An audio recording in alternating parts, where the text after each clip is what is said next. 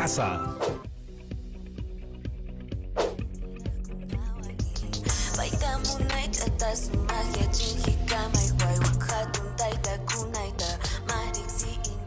Hola amigas y amigos de tercero de secundaria.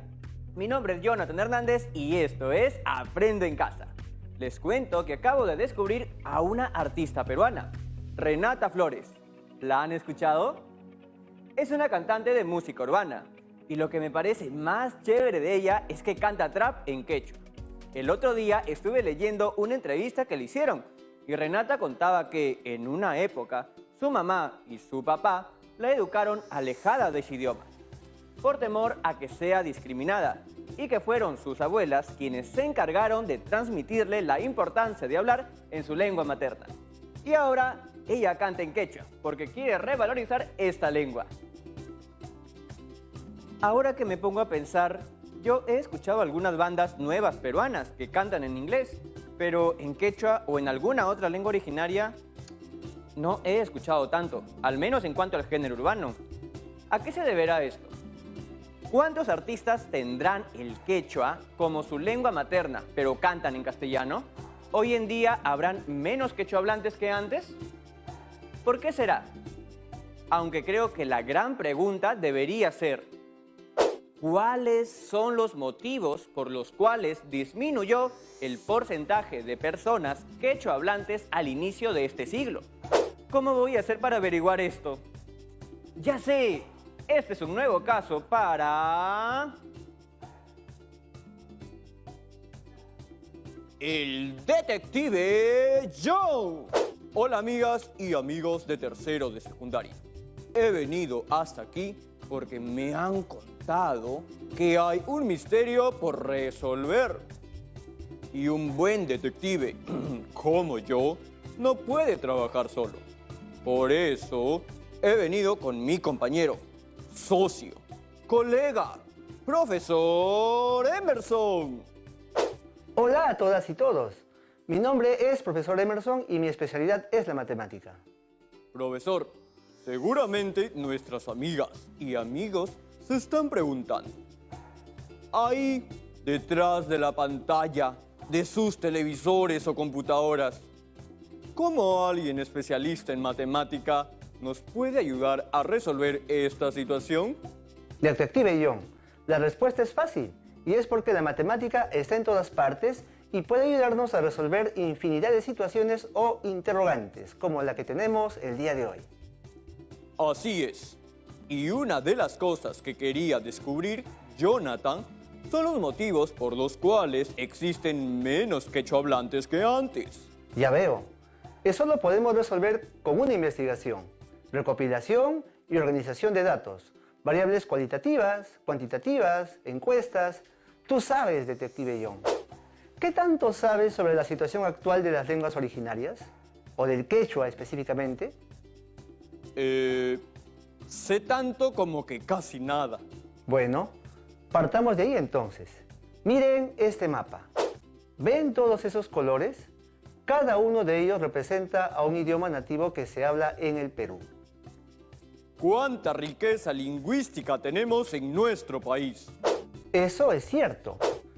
Lo haremos representando las características de una población en estudio mediante variables cualitativas o cuantitativas, usando el muestreo y recopilación de datos a través de encuestas. Y ahora, ¿por dónde empezamos? Empecemos revisando información de algunas fuentes confiables. Según los datos del Ministerio de Educación, en el Perú, el quechua es considerado una lengua vital, aunque muchas de sus variedades están en peligro de desaparecer. Empezando el siglo XX, el 60% de la población era quechohablante, mientras que a inicios de este siglo, solo el 15% lo era. Como acabamos de ver, el porcentaje ha disminuido un montón, pero igual es importante recalcar que en cuanto a la cantidad, hay más quechohablantes en el 2014 de los que había en 1876. ¿Y qué podríamos hacer para ayudar a preservar el quechua o todas las lenguas originarias en general? Bueno, en realidad, los estados deberían adoptar políticas y estrategias firmes y duraderas, porque si no lo hacen, es probable que más del 50% de los casi 7.000 idiomas que se hablan en el mundo desaparezcan en pocas generaciones. Además que el Perú es uno de los países de mayor riqueza lingüística en América Latina. Aquí se han reconocido 47 lenguas originarias. ¿Y como país, hemos hecho algo al respecto? Existe una ley llamada Ley de las Lenguas, que podría ser un motor para la implementación de una política nacional de lenguas. Es necesario que todos estemos al tanto de este tema, porque mira, de los 47 idiomas considerados como oficiales, se calcula que 17 están en serio peligro de extinción, por la mínima cantidad de hablantes. Entonces, es importante tomar medidas urgentes para proteger estas lenguas y evitar que tengan el mismo destino de, por lo menos, 37 lenguas habladas en el territorio peruano que ya desaparecieron. Profesor, no sabía que el asunto era tan grave. Entonces, nuestra investigación para saber por qué existen menos quechohablantes que antes puede ayudarnos a entender mejor qué es lo que está pasando y así, capaz, vamos a poder hacer algo. Este es un excelente misterio por resolver. Detective John, entonces, ¿empezamos con esta investigación? Afirmativo, profesor. Empecemos. Amigas y amigos, este es el momento donde deberán sacar su lápiz, su lupa y libreta secreta de apuntes. Si no tienen lupa a la mano, no se preocupen. Usamos la mía. Para resolver este reto o misterio, realizaremos una investigación aplicando la estadística y para ello tendremos en cuenta los siguientes pasos. Paso 1. Elegir y delimitar cuidadosamente tu población de interés. Paso 2. Seleccionar la muestra. Y paso 3. Elaborar y aplicar una encuesta. Colegas detectives, recuerden que la estadística es una parte de la matemática que estudia cómo recopilar, organizar, presentar, representar y resumir gran cantidad de información para extraer conclusiones. El paso número 1 es elegir y delimitar cuidadosamente la población de interés. ¿Población de interés? Ese concepto no está dentro de mi amplio glosario de términos detectivísticos. No te preocupes, para eso estamos. La población es el conjunto de personas u objetos de los que se desea conocer algo en una investigación. El universo o población puede estar constituido por personas, animales, registros médicos, los nacimientos, los accidentes viales, en fin, cualquier tema del que se quiere investigar, y se representa con la letra N mayúscula. Y a cada elemento de la población se denomina individuo. Para esta investigación, ¿cuál creen que debería ser nuestra población? Pienso que podríamos elegir a toda la población del Perú. Por mi amplia experiencia como detective, sé que, según el Censo Nacional del año 2017, en el país éramos 31.237.385 habitantes. Interesante información, detective John. Pero, ¿toda esa cantidad de personas hablan quechua? No, no todas. Tienes razón. Hasta los mejores detectives nos equivocamos. En ese caso, ¿qué población nos interesaría investigar para esta misión? ¿Para este reto? ¿Ustedes qué opinan, colegas? ¿A qué población investigar? Se me ocurre que la población de interés para esta investigación puede ser aquellas personas que hablan quechua, o quizá aquellas que tienen por lo menos a un familiar que lo habla. Seguramente ellos deben tener información sobre lo que le ocurrió a los quechohablantes. Recuerda que el paso número 1 es elegir y delimitar a la población de interés. Entonces, podríamos reducir aún más ese universo. Tal vez por regiones. ¡Qué buen aporte! ¡Claro! Justo tengo información a la mano sobre eso. Aquí están las 10 regiones con mayor cantidad de quechohablantes en el Perú. Ustedes, chicas y chicos, ¿Qué población elegirán? Podrían ser personas del lugar en donde viven o del lugar de donde son sus antepasados. Cuando ya la tengan definida, escríbanla en su libreta secreta de apuntes. Ya definida la población, debemos identificar la o las variables del estudio. ¿Variables del estudio?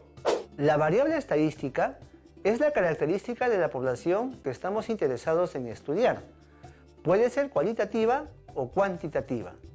Las variables cualitativas toman valores no numéricos y entre ellas se pueden distinguir dos tipos, la nominal y la ordinal.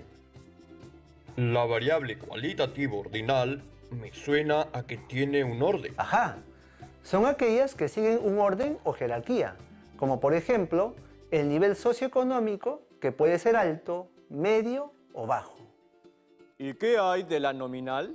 Son las que no siguen ningún orden en específico, por ejemplo, los colores. Y en cuanto a las variables cuantitativas, estas sí toman valores numéricos. Y entre ellas están las discretas y las continuas. Las variables discretas deben ser como nosotros, los detectives, muy discretos. En realidad, les decimos variables discretas a aquellas que no pueden tomar valores intermedios entre dos valores posibles consecutivos, a diferencia de las variables cuantitativas continuas, que sí pueden tomar valores intermedios entre dos valores tan próximos como deseemos. Ok, profesor. Aquí estoy anotando todo lo que nos ha estado diciendo, pero no me queda muy claro eso de las variables. ¿Nos puede explicar de nuevo, por favor? Sí, claro. ¿Qué te parece si se los explico pero con un juego? ¿Un juego? Eso es inaceptable para profesionales como nosotras y nosotros. ¿Estás seguro, detective John? Bueno, la verdad es que me encantan los juegos, pero también estamos con la hora y es momento de irnos a un corte comercial. No se muevan, chicas y chicos, que ya regresamos con Aprendo en Casa.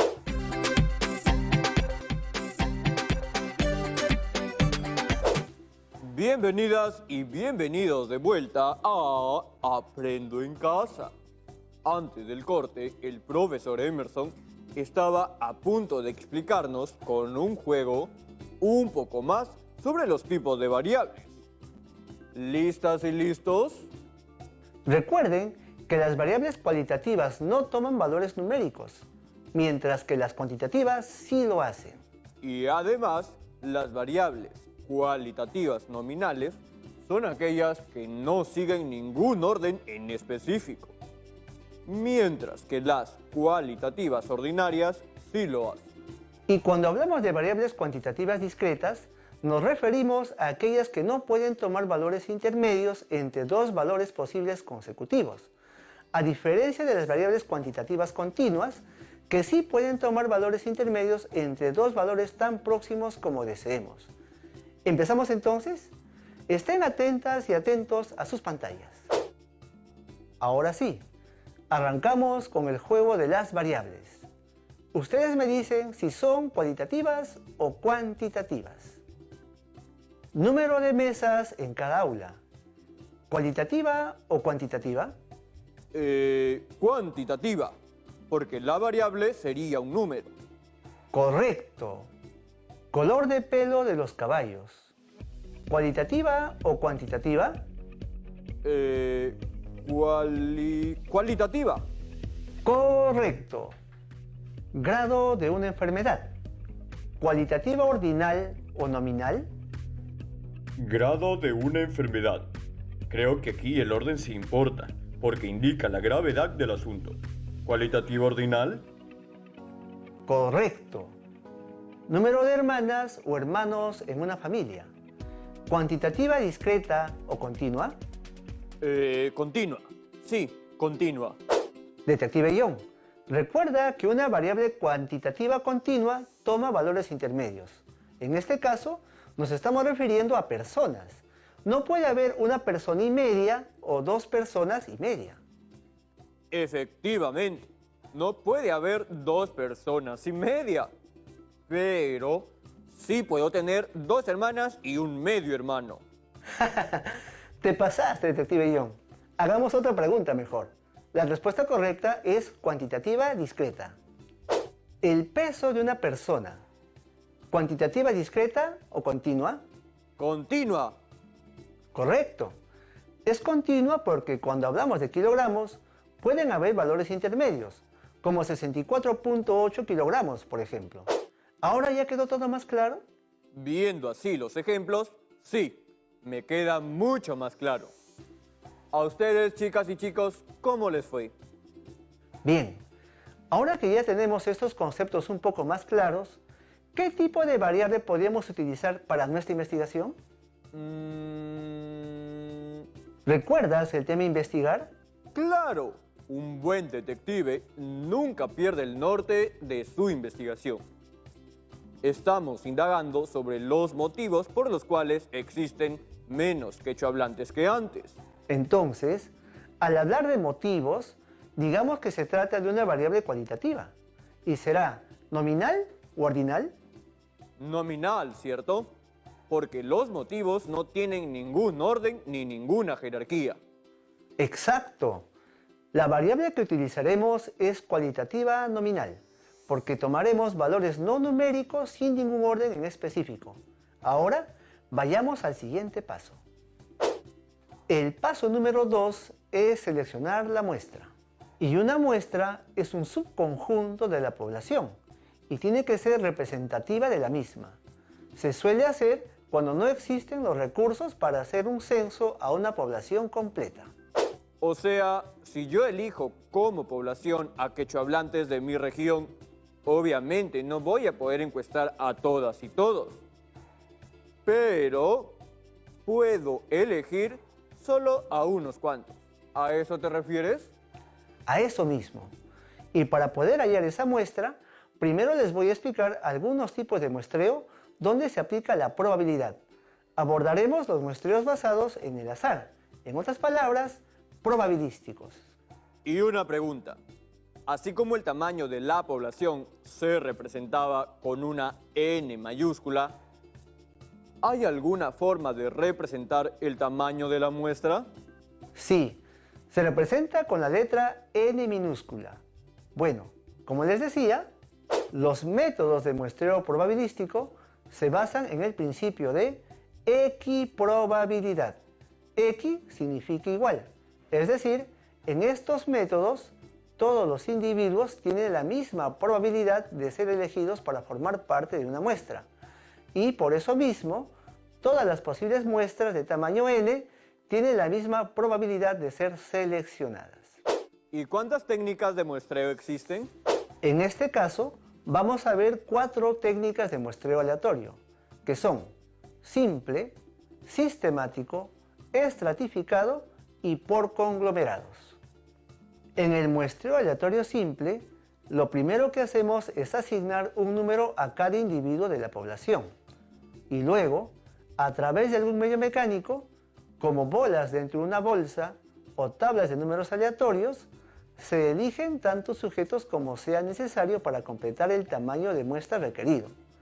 En nuestro caso, digamos que queremos entrevistar a 100 personas. Entonces, a través de un método aleatorio, debemos obtener los nombres de las 100 personas a las que entrevistaremos. Veo que es una manera bien sencilla de elegir la muestra. Sí, digamos que muchas personas lo prefieren por su simpleza. El segundo tipo de muestreo es el aleatorio sistemático.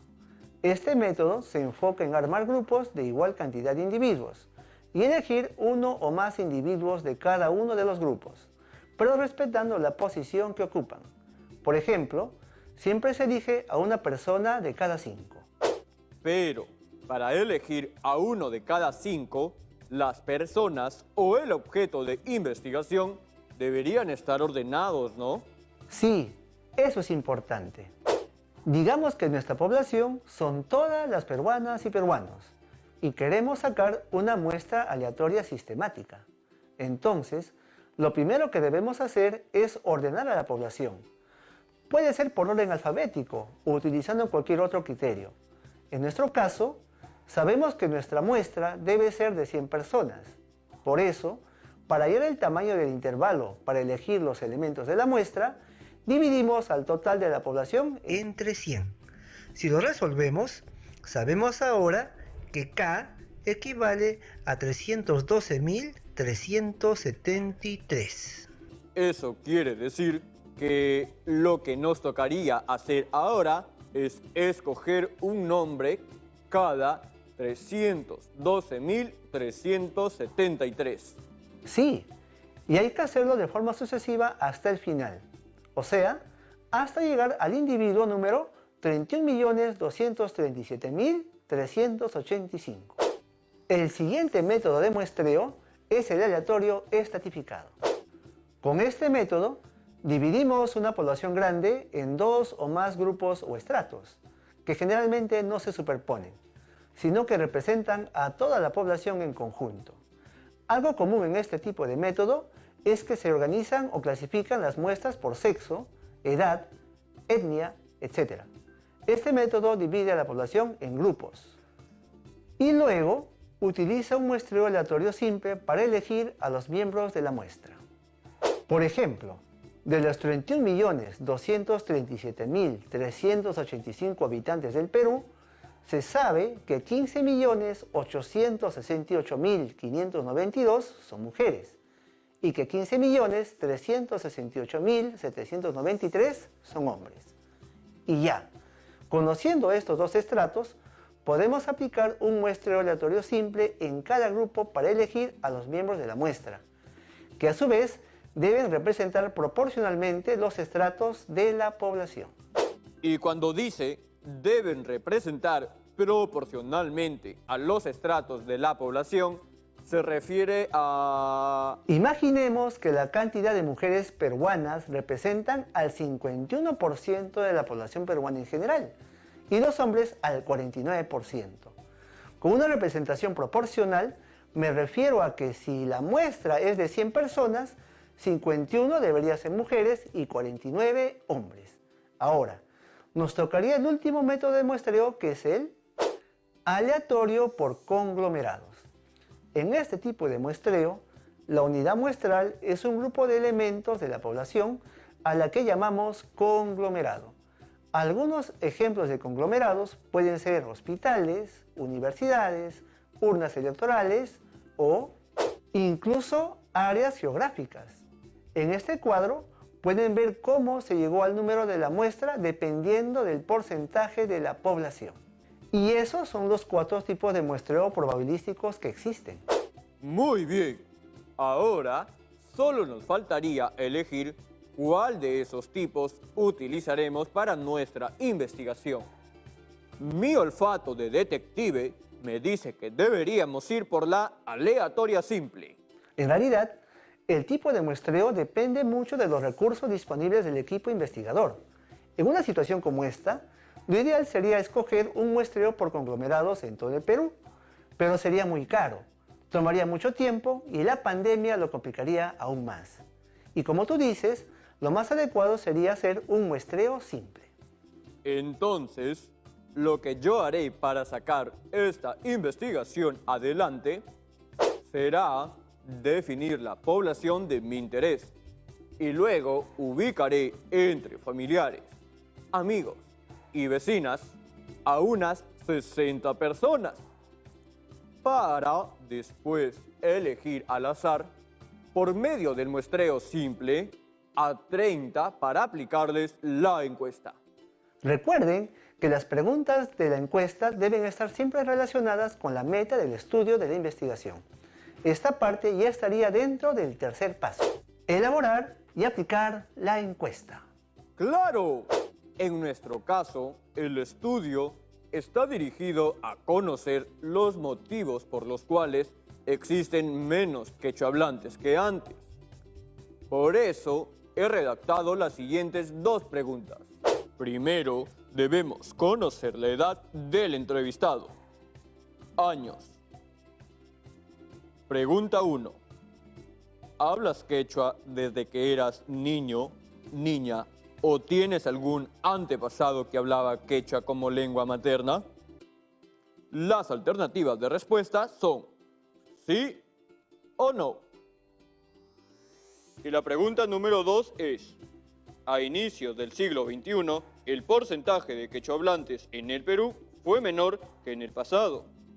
¿Cuál crees que es el principal motivo por el cual la cantidad de quechohablantes disminuyó a inicios de este siglo XXI? Las alternativas de respuesta son A. La migración de quechohablantes del campo a la ciudad. B. La enseñanza en el colegio no es en quechua en todos los grados. C. La mayoría de los medios de comunicación no tienen transmisiones en quechua. D. La poca valoración del quechua o vergüenza de hablarlo. Y E. Otro motivo. Escribe cuál brevemente. Detective John, ya tienes la muestra definida y la encuesta elaborada. Así que ya estamos listas y listos para aplicarla y recopilar la información.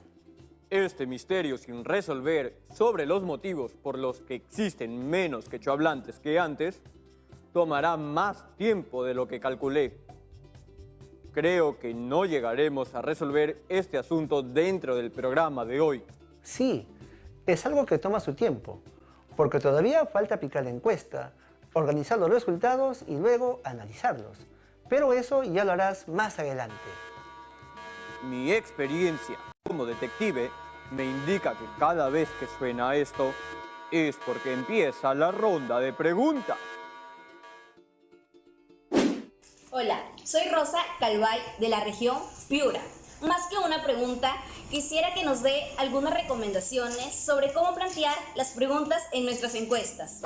A ver, las preguntas que apliquen en sus encuestas deben ser muy relevantes y coherentes con el objetivo del estudio. Cada vez que escriban una pregunta, pregúntense a ustedes mismos, ¿cómo esta pregunta me ayuda a alcanzar el objetivo de mi investigación? Tengo varios consejos, pero creo que podría resumirlos de esta manera. Enfócate en hacer preguntas cerradas. Asegúrate de que las preguntas sean neutrales. Mantén un número equilibrado de alternativas como respuestas. Entre 2 y 6 está bien. Y no hagas 2 veces la misma pregunta. Muchas gracias por acompañarnos el día de hoy, profesor. Ha sido un buen compañero. Sus conocimientos me han iluminado a mí y a todas mis amigas y amigos de tercero de secundaria. Gracias por todo. Chao, colegas detectives. Ya estamos llegando a la parte final de este programa. Y como de costumbre, ahora el misterio sin resolver queda en la cancha de ustedes. Conversa con las personas que elegirás para tu muestra y aplícales la encuesta trabajada en el programa de hoy. No olviden registrar sus trabajos y guardarlos en sus portafolios. Así tendrán archivadas todas las evidencias de sus aprendizajes. Bueno, chicas y chicos, esto ha sido todo por hoy en Aprendo en Casa. Nos vemos pronto. Eso espero. ¡Hasta la vista!